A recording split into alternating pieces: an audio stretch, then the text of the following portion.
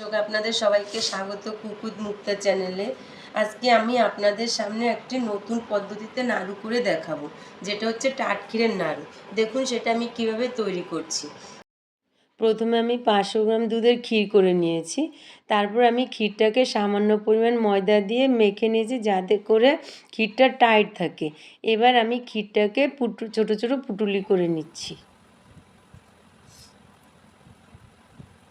এভাবে আমি সমস্ত ক্ষীরটারে ছোট ছোট করে পুটুলি করে নিয়েছি। এই যে দেখুন, এবার আমি সামান্য আটা দিয়ে নেব, যাতে করে ঘিতে দিলে না ছেড়ে যায়। এবার আমি পুটুলিগুলোকে চেলে নিচ্ছি, যাতে এক্সট্রা আটাগুলো নিচে পড়ে যায়। এই যে দেখুন, আটাটা পড়ে গেছে। এবার আমি অল্প অল্প করে রাখা পুটুলিগুলোকে দিচ্ছি।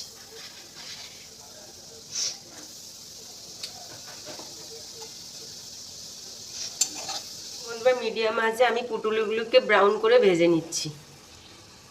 যখন এরকম কালার হবে তখন আমি একে একে তুলে নেব।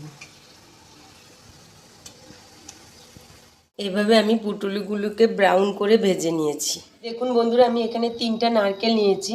এবার আমি এগুলোকে একে একে কুড়িয়ে নেব। বন্ধুরা, কুড়িয়ে নেওয়া নারকেলগুলোকে আমি মিক্সারে একবার ঘুরিয়ে নেব। আপনারা পাটায়ও করতে পারেন।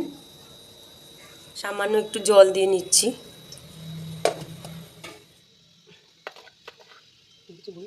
এবার আমি 3 কৌটো চিনি নিয়েছি, যেহেতু আমার 3টে নারকেল। এবার আমি নারকেলটাকে চিনি দিয়ে পাক করে নেব। দুধ দিয়ে দিচ্ছি।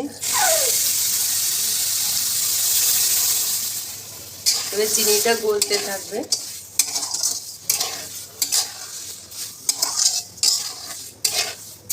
দেখুন বন্ধুরা, চিনিটা যখন ফুটে উঠেছে, এবার আমি নারকেলটা দিয়ে দেব।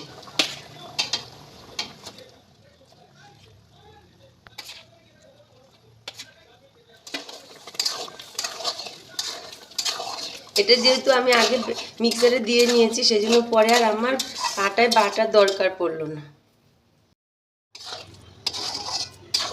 মিডিয়াম ফ্লেমে নাড়াতে নাড়াতে যখন এরকম শুকনো শুকনো হয়ে আসবে, এই যে দেখুন বুটে বুটে আসছে, তার মানে হয়ে গেছে। এবার আমি গ্যাসটাকে বন্ধ করে দেব। দেখুন বন্ধুরা, আমার নারকেলের পাক দেওয়া হয়ে গেছে। এবার আমি একে একে ক্ষীরের পুটুলি দিয়ে নাড়ু পাকাতে থাকবো।